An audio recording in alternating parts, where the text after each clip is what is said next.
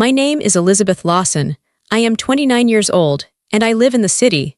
The crystal glasses on the dining table sparkled under the chandelier, but the mood in the room was pitch black.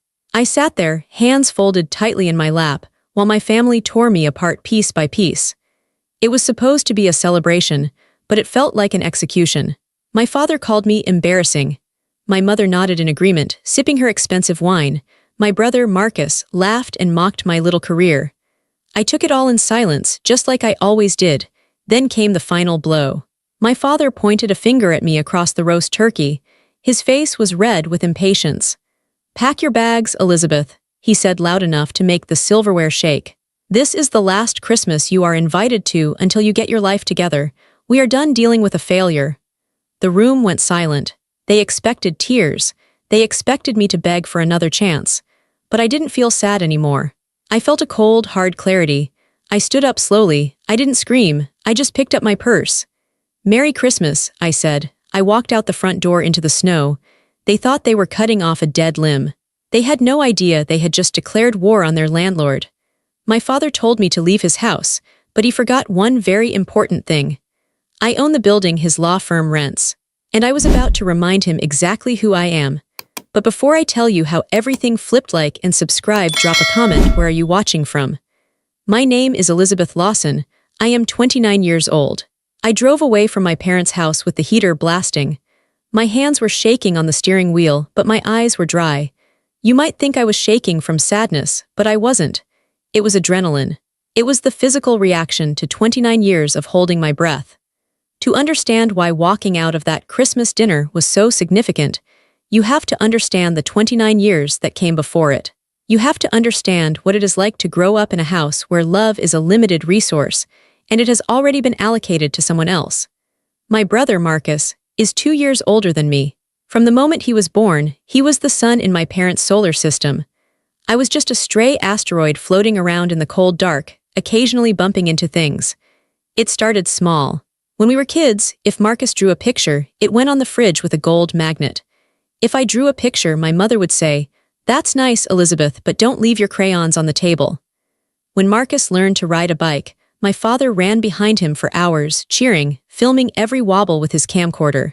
When I learned, I fell into a rosebush and scratched my face. I walked inside crying, bleeding, and my father looked up from his newspaper and said, "Elizabeth, stop crying. You're being dramatic. Go put a Band-Aid on it." That was the word that defined my childhood, dramatic. If I was sad, I was dramatic. If I was proud of a test score, I was boasting. If I was quiet, I was sullen. There was no way to win. By the time we got to high school, the gap between us was a canyon. Marcus was the golden boy. He was the quarterback of the football team. He was the class president. He was charming, handsome, and he knew exactly how to talk to adults to make them think he was a genius. I was different. I was quiet. I liked numbers. I liked logic. I didn't have 100 friends. I had 3 close ones. I didn't play sports. I joined the investment club. My parents didn't understand me, so they decided I was flawed. I remember the day college acceptance letters came. It was a Tuesday in April. The mail came through the slot in the door. Marcus had applied to Harvard. It was the only school my father cared about. It was his alma mater. The legacy had to continue. I picked up the big envelope for Marcus. Harvard. He got in. I also held my own letter. I had applied to the state university for their business program. It wasn't Ivy League, but it had one of the best real estate programs in the country. I got in with a full academic scholarship. I put both letters on the kitchen table and waited. When my parents came home, the celebration for Marcus was deafening. My father popped a bottle of champagne, even though it was a Tuesday. My mother was crying tears of joy. They called grandma, they called the neighbors. They talked about how the family name was safe. "A lawyer," my father beamed, clapping Marcus on the back. "Another Lawson at Harvard Law. This is the proudest day of my life." I sat there, smiling, waiting for a pause. Finally, during a lull in the noise, I pushed my letter forward. "I got in too," I said softly. "State. Full scholarship." My father looked at the letter like it was a bill he didn't want to pay. "State," he said, his smile fading. "Well, that's practical. Good for you, Elizabeth. At least we won't have to pay for it." That was it. No champagne. No calls to the neighbors, just practical. The message was clear. Marcus was destined for greatness. I was destined to be average. They groomed him. Every dinner conversation was about his future. They talked about the law firm my father built, Lawson and Associates. They talked about which judges they needed to impress. They talked about the country club membership Marcus would inherit. I was there, physically, but I was invisible. I remember one specific night during my senior year of college. I had just won a national case competition for business strategy. My team beat out teams from Yale and Stanford. I was the team lead. It was a huge deal. I came home for the weekend, bursting to tell them. We sat down for dinner. Before I could even open my mouth, my mother turned to Marcus. Marcus, tell your father about the girl you met at the mixer. And for 45 minutes, we listened to Marcus talk about a girl named Courtney whose father was a senator. My parents hung on his every word. When the dessert came, I finally tried. I won the national business strategy competition yesterday, I said. My mother looked at me, her fork halfway to her mouth. That's nice, dear. Did you get a trophy? Yes, and a cash prize and… Marcus, my father interrupted, turning back to my brother. Make sure you send flowers to Courtney. The senator is a very powerful man. We need to think about your network. I looked down at my plate. The excitement in my chest died, replaced by that familiar, heavy coldness. It wasn't just that they didn't care. It was that they didn't see me. They had a narrative in their heads. In their story, Marcus was the star, and I was the supporting character who needed to stay out of the way. I stopped trying to impress them that night. I realized that no matter what I did, I would never be enough. If I cured cancer, they would ask why I didn't do it at Harvard. If I became president, they would critique my outfit at the inauguration. So I made a choice. A quiet, dangerous choice. I decided to stop sharing my life with them. If they thought I was small, I would let them think I was small. If they thought I was struggling, I would let them think I was struggling. I would build my life in the shadows where they couldn't criticize it. I graduated top of my class. They didn't come to the ceremony because Marcus had a minor rowing accident and hurt his wrist. They stayed with him. I walked across the stage alone. I started working immediately. I didn't take the safe, low-level jobs they suggested. I went into commercial real estate. I took risks. I worked 18-hour days. But when I went home for holidays, I wore simple clothes. I drove a used Honda Civic I kept specifically for visiting them. I told them I was a consultant and kept the details vague. They nodded with pity. It's a tough market, my father would say, slipping me $100 bill like I was a teenager. Don't worry, Elizabeth. Maybe you'll meet a nice lawyer soon who can take care of you. I took the $100. I said thank you. And then I would drive back to the city, deposit the money into a charity account, and go back to building my empire. They created a ghost. They created a failure. And for years, I played the role perfectly. Until tonight. Tonight, the ghost decided to speak. To understand why my family couldn't see my success, you have to understand their definition of the word. For the Lawsons, success wasn't about money. Well, it was, but it had to be the right kind of money. Old money, prestige money. Success meant a Juris Doctor degree on the wall. It meant being a partner at a firm. It meant wearing suits that cost more than most people's cars and drinking scotch that tasted like smoke and leather. It meant belonging to the Oakwood Country Club and playing golf with judges on Saturday mornings. If you didn't fit that mold, you didn't matter. My father, Richard Lawson, was a man obsessed with image. He built his law firm, Lawson and Associates, from the ground up. He was a shark in the courtroom and a snob in the living room. He believed that the world was divided into two groups. The people who made the rules and the people who followed them. He raised Marcus to be a rule maker. He raised me to be, well, he didn't really raise me to be anything. He just expected me to find a husband who was a rule maker. The hierarchy in our family was rigid. It was set in stone. Tier 1, the patriarch, my father, the source of all money and approval. Tier 2, the heir, Marcus, the future of the firm, the golden son. Tier 3, the wife, my mother. Her job was to look beautiful, host parties, and agree with my father. Tier 4, the disappointment, me. This hierarchy was reinforced at every single family gathering. It wasn't subtle, it was brutal. Let me tell you about Thanksgiving, just a month before the Christmas blowout. I arrived at the house wearing a simple gray sweater and jeans. I parked my old Honda in the driveway, behind Marcus's brand new Porsche. The contrast was intentional on my part, but to them, it was just proof of my failure. I walked into the kitchen. My mother was arranging flowers. She didn't look up. "Elizabeth, you're late," she said. "I'm 5 minutes early, Mom." "Well, the caterers are already here. Can you stay out of their way? Go set the table." I went to the dining room. Marcus was there, pouring himself a drink. He was wearing a suit, of course. He always wore a suit, even on weekends. He looked me up and down and smirked. "Hey, Liz, still driving that piece of junk?" "It gets me from point A to point B," I said, picking up a stack of napkins. "Dad was saying he's worried the bumper might fall off in the driveway. Bad for property values," Marcus laughed. He took a sip of his drink. "So, what is it you do again?" "Consulting." He made air quotes around the word. "It's going well," I said, keeping my voice even. "Business is steady." "Steady," he scoffed. "That's code for I'm barely making rent, isn't it? Look, Liz, if you need a loan, just ask. It's pathetic watching you pretend you're doing okay." "I'm fine, Marcus." "Sure, whatever you say." Dinner was worse. My father sat at the head of the table. Marcus sat to his right, my mother to his left. I was placed at the end, next to the kitchen door. The conversation revolved entirely around the firm. "We landed the Henderson account," my father announced, slicing the turkey. Marcus did the heavy lifting on the brief. "Brilliant work, son." "It was nothing," Marcus said, feigning modesty. "Just applied the precedents you taught me, Dad." "Nonsense, you have the instinct. That's something you can't teach. You either have it or you don't." My father's eyes flickered to me for a second when he said you don't. "So, Elizabeth," my mother chirped, trying to do her duty of including me. "Are you seeing anyone?" "I saw the Miller boy is single again. He's a dermatologist." "No, Mom, I'm focusing on my career." My father let out a loud, dismissive snort. "Career," he muttered. "Elizabeth, shuffling papers for a few small businesses isn't a career. It's a hobby. A career builds a legacy. A career commands respect." "My work is important to me," I said, tightening my grip on my fork. "But is it important to anyone else?" he asked. It was a cruel question. "Does anyone know your name, Elizabeth? If you stopped working tomorrow, would the city notice?" I bit my tongue. Yes, I wanted to scream. The city would notice because I own 3 city blocks. The city would notice because I just approved the zoning for the new hospital wing. The city would notice because I employ 400 people. But I said nothing. "I just want you to be realistic," my father continued, pouring more wine.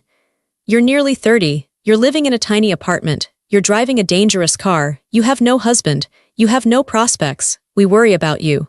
It's embarrassing for us to have to explain your situation to our friends." "Embarrassing?" I repeated. "Yes, people ask what you're doing, and we have to change the subject. Marcus is making partner next year. That's a headline. You are a footnote." My mother reached out and patted my hand. It felt condescending, not comforting. "We just want you to be happy, dear, and we know you can't be happy living like that." They truly believed it. They believed I was miserable.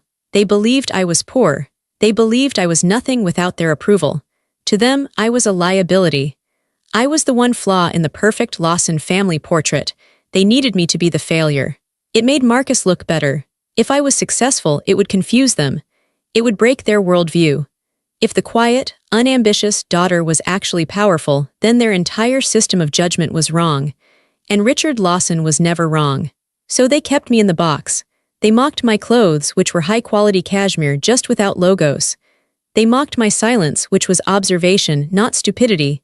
They mocked my life. I sat there at Thanksgiving, eating dry turkey, listening to them plan their Christmas party. "We need to invite the judges," Marcus said. "And the partners." "Of course," my father said. "It will be a celebration of the firm's best year yet. Lawson and Associates is untouchable." I looked down at my plate and smiled a tiny, secret smile. "Untouchable?" I thought. "Dad, you don't even know who signs your lease." That was the moment I knew the secret couldn't last forever. The pressure was building. Their arrogance was getting too heavy to bear. I left Thanksgiving early. I told them I had a headache. "Probably from the stress of being broke," Marcus whispered as I walked out. I got into my Honda, drove 3 blocks, and pulled into a gas station. I sat there for a moment, breathing. Then, I pulled out my phone and checked my bank balance. Seeing the numbers calmed me down. It wasn't about the money itself. It was about the freedom to walk away, the freedom to know they were wrong. I didn't know then that Christmas would be the end, but looking back, the fuse was already lit. They just didn't hear the hissing sound. After my father told me to pack my bags at Christmas, I didn't go to a friend's house to cry. I didn't go to a cheap motel. I got into my car, the embarrassing Honda Civic, and drove 5 miles to a private garage in the city center. I parked the Honda in its spot, covered it with a tarp, and walked 10 feet to my other car, a silver Aston Martin D11. I tossed my bag into the passenger seat, slid behind the leather wheel, and started the engine. The roar of the motor felt like a conversation the Honda could never have. This was me. This was the real Elizabeth. I drove out of the garage and headed toward the Skyline District. My parents thought I lived in a studio apartment in a rundown neighborhood called the Heights. I did rent an apartment there. It cost me $900 a month. I kept it empty, except for a futon and some thrift store furniture, just in case they ever insisted on visiting. They visited once, 3 years ago. They looked around with disgust, spent 10 minutes sitting on the edge of the futon and left. They never came back. It was the best $900 a month I ever spent. But that wasn't my home. I drove toward the Spire Tower. It is the tallest residential building in the city. I pulled into the private underground entrance. The valet nodded at me, "Good evening, Miss Lawson," and I took the private elevator to the top floor. The penthouse. I walked in, and the lights automatically adjusted to a warm, welcoming glow. My home is 4,000 square feet of glass, steel, and white marble. The floor-to-ceiling windows offer a 360-degree view of the city. I can see everything from here. The twinkling lights of the bridges, the dark curve of the river, and the clustered skyscrapers of the financial district. I kicked off my shoes, cheap flats I wore for my mother, and walked barefoot across the heated floors to the wine cellar. I didn't grab the cheap grocery store wine I brought to family dinners. I pulled out a bottle of 2015 Cabernet Sauvignon, valued at $800. I poured a glass, took a deep sip, and felt the knot in my chest begin to loosen. I walked to my office. It's a room that my father would have killed for. A massive mahogany desk, 3 monitors, and a wall of awards, real awards, from industry leaders who respected me. I sat down and opened my laptop. This was my secret. This was the empire the mouse had built. While Marcus was partying at law school, I was getting my MBA and working as an analyst. I saw opportunities where others saw risk. I lived on ramen noodles for 4 years, saving every penny, and bought a distressed warehouse. I renovated it, leased it to a tech startup, and sold it for triple the price. I didn't buy shoes. I bought duplexes.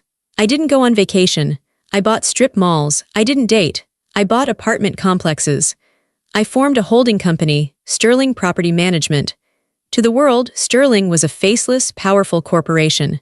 To me, it was just a dashboard on my computer. I clicked on the Portfolio Summary tab. Total assets under management, $340 million.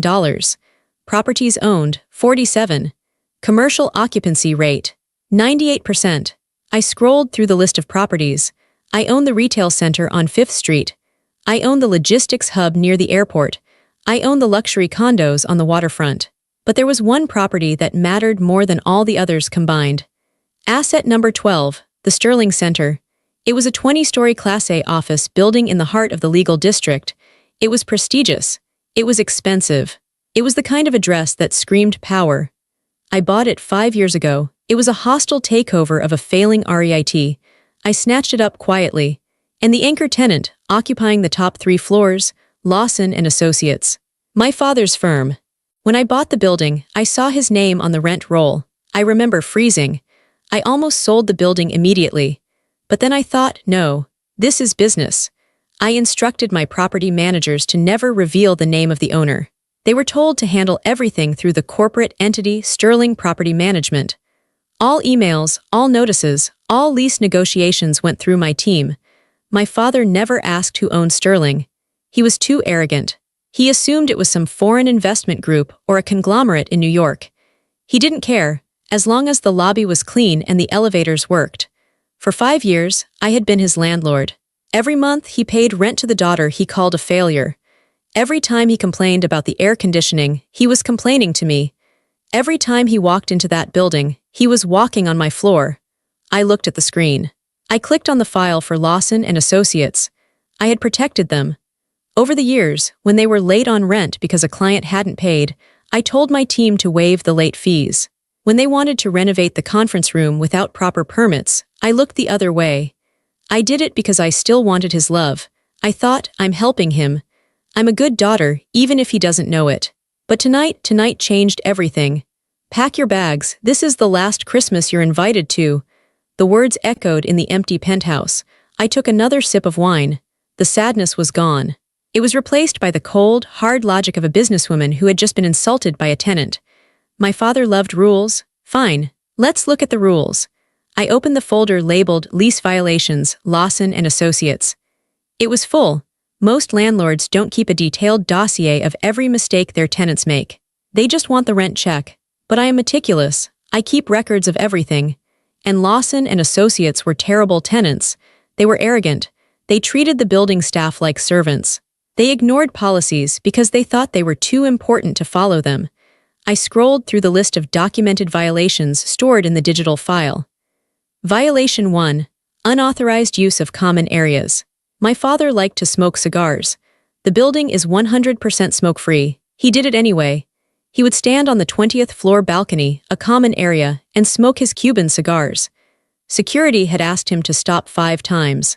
He told the security guard, "Do you know who I am? I pay your salary." Status, warning issued, ignored. Violation 2, noise complaints. Marcus often stayed late. He liked to blast music while he worked, or host client celebrations that turned into frat parties in the boardroom. The accounting firm on the floor below had filed 12 formal complaints in the last year. Status, fines issued. Unpaid. Violation 3, unauthorized alterations. They had knocked down a structural wall to make Marcus's office bigger without getting approval from the building engineer. It was a safety hazard. Status, pending legal action. Violation 4, late payments. This was the one my father would deny until his dying breath, but the records didn't lie. They were consistently late. Not by much, maybe 5 or 10 days, but in commercial real estate, that's a breach. I had always waived the penalty. I looked at the list. Any one of these was grounds for a warning. All of them together, it was a clear breach of contract. I sat back in my chair. The city lights reflected in the glass of the window. If this were any other tenant, I would have evicted them 2 years ago. I kept them because of blood. I kept them because I was weak.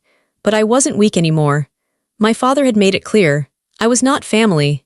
I was a stranger. He had kicked me out of his home. So why should he stay in mine? I wasn't doing this out of spite. That's what I told myself. This wasn't a tantrum. This was business. He was a bad tenant. He was a liability to the building. And he had just severed the personal relationship that was protecting him. I opened a new document. I didn't need a lawyer to draft this. I knew the lease better than anyone. I wrote it. To Richard Lawson, Managing Partner, Lawson and Associates from Sterling Property Management Ray. Notice of lease termination. My fingers flew across the keyboard. The language was standard. Cold, professional. Pursuant to Section 14B of the Commercial Lease Agreement, dated August 12, 2019, the landlord, Sterling Property Management, hereby exercises its right to terminate the lease due to repeated and uncured material breaches. I listed the breaches. The smoking, the noise, the structural damage, the arrears. You are hereby required to vacate the premises known as Suite 2000 Sterling Center within 90 days of this notice. 90 days, that was fast. In the commercial world, moving a law firm in 90 days is a nightmare. They have files, servers, furniture, client meetings.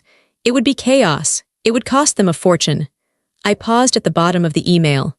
Usually these notices are signed by management. I stared at the blinking cursor. Should I tell him? Should I sign my name? No, not yet. I wanted him to panic first. I wanted him to feel the ground shake without knowing what caused the earthquake. I wanted him to realize that he wasn't the king of the world. He was just a renter. I signed it. Sincerely, Sterling Property Management/Office of the CEO. I checked the time. It was 11:45 p.m. on Christmas Eve. My father was probably asleep, full of wine and self-righteousness, dreaming of his perfect legacy. Marcus was probably texting his friends about how he put his little sister in her place. They were comfortable. They were safe. I moved the mouse to the send button. My hand hovered there for a second. I thought about the little girl who just wanted her dad to watch her ride a bike. I thought about the teenager who wanted a good job for her grades. I said a silent goodbye to her. She didn't live here anymore. I clicked send. The email whooshed away. I closed the laptop. I finished my wine. The war had started. And for the first time in my life, I had the bigger guns. I stood up and walked to the window, looking down at the city. Somewhere down there, in the dark, My father's phone pinged with a notification he wouldn't see until morning. "Merry Christmas, Dad." I woke up on Christmas morning to silence. Usually, Christmas morning meant chaos. It meant waking up in my childhood bedroom with the drafty window. It meant listening to my mother yell at my father to get the video camera ready. It meant rushing downstairs to watch Marcus open gifts that cost more than my tuition, while I unwrapped practical things like socks or a calendar. But this morning, there was no yelling. There was no forced smile. I woke up in my king-sized bed with sheets made of Egyptian cotton. The only sound was the hum of the city below and the quiet whir of the heating system. I stretched and looked at the ceiling. For a split second, I felt that old panic, the feeling that I was late, that I had done something wrong, that I was about to be criticized. Then I remembered, I didn't have to go there. I didn't have to sit on the uncomfortable couch. I didn't have to eat dry turkey. I was free. I rolled over and looked at my phone on the nightstand. I had put it on Do Not Disturb before I went to sleep. The screen was full of notifications. 17 missed calls, 22 text messages. Most of them were from my mother, a few from Marcus, and 7 from my father. I didn't unlock the phone. I didn't read the texts, not yet. I knew exactly what they said. They weren't calling to apologize for kicking me out. They were calling because they had opened their email. I got out of bed and walked to the kitchen. I made myself a cup of coffee, black, strong, from a machine that cost $2,000. I stood by the window and watched the snow fall on the city. It looked peaceful. My plan for the day was simple. I had an investor breakfast at 10 a.m. It might sound strange to work on Christmas, but in my world, money doesn't sleep. I was meeting with a venture capital group from Dubai. They were in town for the holiday, and they wanted to close a deal on a mixed-use development I was building in the Arts District. It was a $15 million deal. I showered and dressed. I didn't wear the mouse clothes I wore to my parents' house. I put on a tailored navy blue power suit. I wore my diamond stud earrings. I put on my Rolex. I looked in the mirror. The woman staring back wasn't Elizabeth the failure. She was Elizabeth the CEO. I drove the Aston Martin to the hotel where the meeting was held. The streets were empty. When I walked into the private dining room, the investors stood up. "Miss Lawson," the lead investor said, shaking my hand. "Thank you for meeting us on the holiday." "Opportunity is the best gift," I said, smiling. We sat down. For 2 hours, we didn't talk about family. We didn't talk about drama. We talked about cap rates, zoning laws, and return on investment. I was in my element. I was sharp. I answered every question before they finished asking it. I negotiated hard. By the time the coffee was cold, they had signed the papers. I had just closed a $15 million deal while eating a croissant. As I walked out of the hotel, I felt a buzz in my pocket. It was my phone again. It was Marcus. I decided to finally look at the damage. I sat in my car in the valet circle and unlocked the screen. The texts were a timeline of panic. 8 a.m. Mom. Elizabeth, where are you? We are opening gifts. 8:30 a.m. Mom. Your father is very upset you aren't here to apologize. 9:15 a.m. Marcus. Dad just got an email. Is this a joke? 9:20 a.m. Marcus. Pick up the phone, Liz. 9:30 a.m. Dad, call me now. 10 a.m. Dad. This is not funny. Who do you think you are? 11 a.m. Dad. Elizabeth, I am warning you. Fix this. I read them slowly. I could hear their voices in my head. My father wasn't used to being told no. He wasn't used to consequences. He thought the email was a mistake or a prank or a glitch. He couldn't process the idea that he was actually being evicted. I scrolled to the voicemail tab. I played the most recent one from my father. Elizabeth, this is your father. I don't know what kind of game you think you're playing, but it ends now. I received a ridiculous email from some management system claiming our lease is terminated. It says we have 90 days.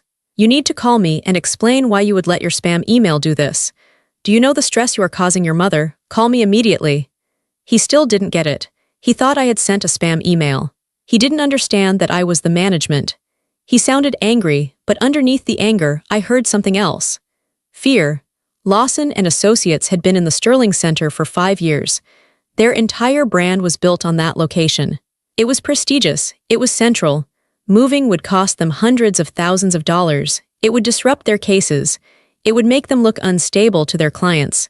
He knew that, and he was terrified. I didn't call him back. I wasn't ready to give him the satisfaction of a conversation. Not yet. I opened my messaging app and typed a single text to my father. Congratulations on the termination notice. These things happen. Merry Christmas. I hit send. Then I turned off my phone, put the car in gear, and drove to the movies. I bought a large popcorn and watched a comedy alone. I laughed louder than I had in years. The day after Christmas is usually quiet. But for me, it was the day the bomb finally detonated. I was in my office at the Sterling Center, my building, at 8 a.m. My office is on the top floor, the penthouse suite. It's 20 floors above my father's office. I told my assistant Sarah to put all calls from Richard Lawson or Marcus Lawson through to me directly. Are you sure? Sarah asked. She knew the situation. They've called the main line 10 times already. I'm sure, I said. Let them sweat for another hour, then put them through. I spent the morning reviewing the file. I wanted to be prepared. I had the lease agreement printed out on my desk. I had the photos of the smoking violations. I had the logs of the noise complaints. At 9:30 a.m. my desk phone buzzed. Elizabeth, Sarah said, it's him, line 1. I took a deep breath. My heart hammered against my ribs. This was it. The moment I had been training for my whole life. I picked up the receiver. This is Sterling Property Management, Office of the CEO, I said calmly. Elizabeth, my father's voice exploded in my ear. He wasn't yelling, he was roaring. Elizabeth, stop this nonsense right now. Do you have any idea what kind of morning I've had? I've been trying to reach the owners of this building for 24 hours. And now I get put through to you. What are you doing? Are you working as a receptionist now? He thought I was the secretary. He thought I was answering the phone for the boss. Dad, I said, keeping my voice low and steady, I'm not the receptionist. Then why are you answering the phone? Put me through to the CEO. I need to speak to the person in charge. Someone sent a termination notice to my firm, and I am going to sue them for every penny they have. You can't sue the landlord for enforcing the lease, Dad, I said. Enforcing, it's a mistake. We are excellent tenants. Now put me through to your boss. I don't have time to chat with you. I closed my eyes. Even now, even when he was desperate, he was condescending. He couldn't imagine a world where I held the cards. Dad, I said clearly, you are speaking to the boss. There was a pause. What? I said, you are speaking to the boss. I am the CEO of Sterling Property Management. Don't lie to me, Elizabeth. It's pathetic. I'm not lying. Sterling Property Management is my company. I founded it 7 years ago. The Sterling Center is my building. I bought it 5 years ago. The silence on the other end of the line was heavy. It was the sound of a worldview shattering. You own the building, he whispered. Yes, I own the building. I own the parking garage. I own the land. I have been your landlord for 5 years, Dad. Every rent check you signed, it went to me. Every repair request you submitted, my team approved it. That's impossible, he stammered. You're a consultant. You drive a Honda. I drive a Honda when I visit you because you treat me like garbage if I show any success, I said. I didn't want to bruise your ego, but I'm done protecting your ego. Elizabeth, his voice changed. The anger evaporated, replaced by shock. If you own the building, then you can stop this. You can cancel the notice. This is just a misunderstanding, right? A family spat. It's not a spat, I said. It's business. You are a bad tenant, Dad. A bad tenant. I'm your father. And at Christmas dinner, you told me I was an embarrassment. You told me to pack my bags. You kicked me out of your house. That was heat of the moment, he pleaded. We were stressed. Marcus was. Look, we didn't mean it. You meant it, I said. You've meant it for 29 years. You think I'm a failure. You think I'm nothing. So I'm treating this strictly as a business transaction. I reviewed your file. You smoke in the stairwells. Marcus throws parties that disturb other tenants. You are consistently late on rent. You have violated the lease 12 times. Elizabeth, please, he said. He sounded small. Moving the firm. It will kill us. We lose the address. We lose the prestige. It will cost a fortune. You can't do this to family. You already did it to family, I replied. You kicked me out. Now I'm kicking you out. You have 90 days. I suggest you start packing. The elevators are busy in the mornings, so you might want to schedule the movers for the weekend. Wait, he shouted. Let's talk. Come to dinner tonight. Anywhere you want. My treat. We can discuss this. I'm busy tonight, I said. I have a life to get together. Isn't that what you told me to do? Elizabeth, goodbye, Dad. If you have questions about the move-out checklist, you can email my assistant. I hung up the phone. I sat there in the silence of my office. My hands were shaking, but not from fear, from release. I had done it. I had finally told him the truth. And he hadn't been proud. He hadn't been impressed. He had been scared. He finally saw me. He didn't see a daughter he could bully. He saw a force of nature he couldn't control. The next 90 days were a slow-motion car crash for my family. In the commercial real estate world, news travels fast. But I kept it professional. I didn't gossip. I didn't brag. I just let the process happen. My father tried to fight it. He hired a lawyer, ironic, since he was a lawyer, to challenge the lease termination. His lawyer sent a threatening letter to Sterling Property Management. I forwarded it to my legal team. My team replied with a 300-page document attaching every single photo, timestamp, and email proving their violations. They dropped the challenge 3 days later. They knew they couldn't win. The evidence was overwhelming. So they had to move. I didn't go down to the 20th floor to watch, but my building manager gave me updates. "They are panicking," he told me. "Mr. Lawson is screaming at the movers. The son, Marcus, is throwing things into boxes. It's a mess." They couldn't find a space in the Sterling Center's class. No other Class A building had a vacancy that large on such short notice. And even if they did, word had gotten out that Lawson and Associates were difficult tenants. They had to settle. They leased a floor in the old textile building on the edge of the city. It was a Class B building. It had drafty windows, slow elevators, and no view. It was a humiliating downgrade. The cost was astronomical. They had to pay for the rush movers. They had to pay to print new stationery, new business cards, new marketing materials with the new address. They had to pay the lease break fees on their equipment. All in, it cost them nearly $400,000. But the real cost was their reputation. 2 of their biggest clients dropped them. One was a bank that didn't like the instability of a firm that got evicted. The other was a tech company that simply said, "If you can't manage your own lease, how can you manage our litigation?" Marcus called me about a month into the process. I picked up the phone. "Are you happy?" he spat. "Are you happy now, you psycho?" "Hello, Marcus," I said calmly. "You ruined Dad's firm," he shouted. "You ruined everything. Do you know how much money we're losing? Do you know how embarrassing this is? I had to explain to Judge Henderson why we're moving to the ghetto." "The textile building is hardly the ghetto, Marcus," I said. "It's an up-and-coming neighborhood. It's a dump. And it's your fault." "It's not my fault," I said. "I didn't smoke cigars in the stairwell. I didn't throw frat parties on a Tuesday. I didn't call my landlord a failure at Christmas dinner." "This is about revenge," he said. "You're just jealous. You've always been jealous because Dad loves me more." "Maybe he does," I said. The words didn't hurt anymore. "But right now, I don't need his love. I need his office space. And you're in it. So please hurry up with the packing." "I hate you," he said like a child. "I know," I said, "but rent is due on the 1st at the new place. Don't be late." I hung up. It was strange. For years, I thought their approval was the oxygen I needed to breathe. I thought if they cut me off, I would die. But watching them flail, watching them face consequences for the first time in their lives, I realized something. They were weak. Their power was an illusion. It was built on bullying and bluster. As soon as someone stood up to them, someone with actual power, they crumbled. I wasn't the victim anymore. I was the architect of my own life. And for the first time, I was also the architect of their 6 months past. The dust had settled. Lawson and Associates was operating out of their cramped new office. I heard from mutual acquaintances that my father had aged 10 years. He was quieter. He didn't brag as much at the country club. I hadn't spoken to them since the eviction. Then came the night of the Children's Hospital Charity Gala. This is the biggest event of the social season. Tickets cost $1,000. Everyone who is anyone attends. Judges, politicians, CEOs. In previous years, I wasn't invited. My parents would go, and Marcus would go, and I would stay home. This year, I wasn't just attending. I was a gold sponsor. I had donated $50,000 to the new pediatric wing. My name, Elizabeth Lawson, was printed in bold letters on the program, right next to the bank presidents and the mayor. I arrived in a black limousine. I wore a floor-length emerald green gown that cost more than my first car. My hair was swept up. I wore a necklace of diamonds and emeralds. I walked the red carpet. Photographers flashed their cameras.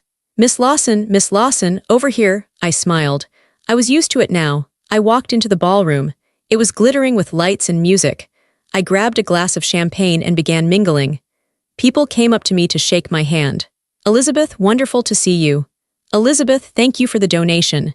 "Elizabeth, I'd love to discuss a project with you." I was the center of gravity. Then I saw them. My father and mother were standing near the buffet. They looked tired. My father's tuxedo looked a little loose, like he had lost weight. My mother looked anxious, scanning the room, trying to see who was watching them. They didn't see me at first. They were looking at the program booklet. I watched as my father opened the page to the list of donors. I saw him freeze. He pointed at the page. My mother looked. Her hand went to her mouth. They stared at the name. Elizabeth Lawson. Then they looked up.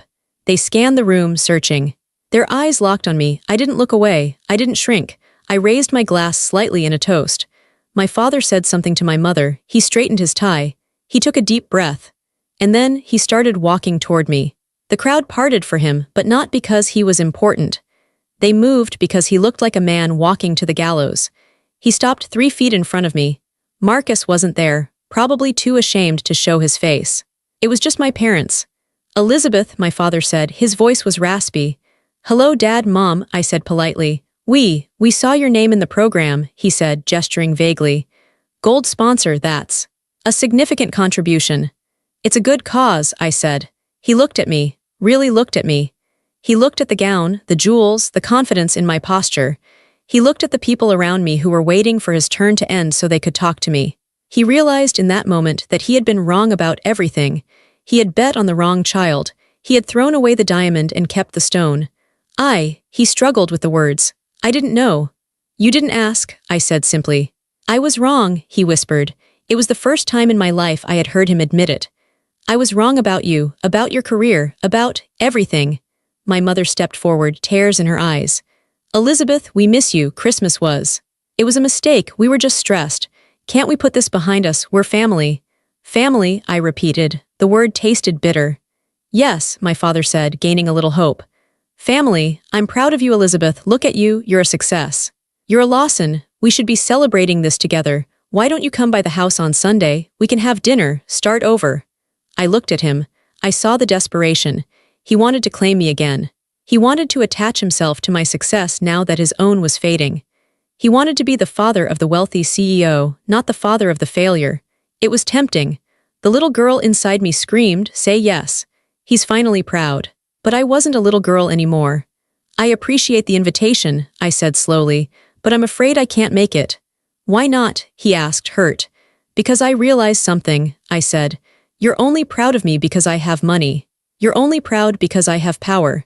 If I were still the girl in the Honda, you wouldn't be standing here. You wouldn't be apologizing. That's not true, my mother sobbed. It is true, I said gently. And that's okay, I accept it. But I don't have to participate in it. Elizabeth, please, my father said. Can we start over? I looked him in the eye. Maybe, I said, but not yet. It took you 29 years to see me, Dad. It might take me a while to trust you. I understand, he nodded, defeated. Enjoy the evening, I said. The chicken is very good. I turned my back on them. I walked back into the crowd of my peers. I didn't look back. I left the gala at midnight. My driver took me back to the Spire Tower. The city was quiet. The lights blurred past the window. I felt tired, but it was a good tired. It was the exhaustion of someone who had carried a heavy weight for a long time and finally set it down. I went up to the penthouse. I didn't turn on the lights. I just walked to the window and looked out at the skyline. I could see the Sterling Center from here. It stood tall and dark against the sky. My building, my legacy, and somewhere in the distance, I could see the faint outline of the textile building where my father was probably sitting in his cramped office, trying to figure out how to save his firm. I didn't feel angry anymore. I didn't feel the need for revenge. I just felt peace. For so long, I had defined myself by their rejection. I thought I was the unwanted one. I thought I was the failure. But looking at the city I had helped build, I realized the truth. Their rejection was the best thing that ever happened to me. If they had accepted me, I would have become a lawyer. I would have worked at his firm. I would have been miserable, trying to fit into a mold that was too small for me. Because they ignored me, I was free. Because they underestimated me, I could take risks. Because they didn't watch me, I could grow without limits. I went to the kitchen and poured a glass of water. I sat on my white sofa, my phone buzzed. It was a text from my father. Good night, Elizabeth. You looked beautiful tonight. I am sorry. I stared at the screen. I didn't reply. I didn't need to. I realized I had already won. Not because I had more money. Not because I had evicted them. But because I no longer needed them to tell me who I was. I was Elizabeth Lawson. I was a CEO. I was a builder. I was a survivor. I stood up and walked to the bedroom. I passed a mirror in the hallway. I stopped and looked at myself. I saw the fine lines around my eyes from working late nights. I saw the set of my jaw, stubborn and strong. I saw the woman who had built an empire from silence. I smiled. They saw a disappointment because that's the story they wanted, I whispered to the empty room. They missed the empire because they never thought to look. I turned off the light. The city outside kept shining, and for the first time in my life, I knew I shone just as bright.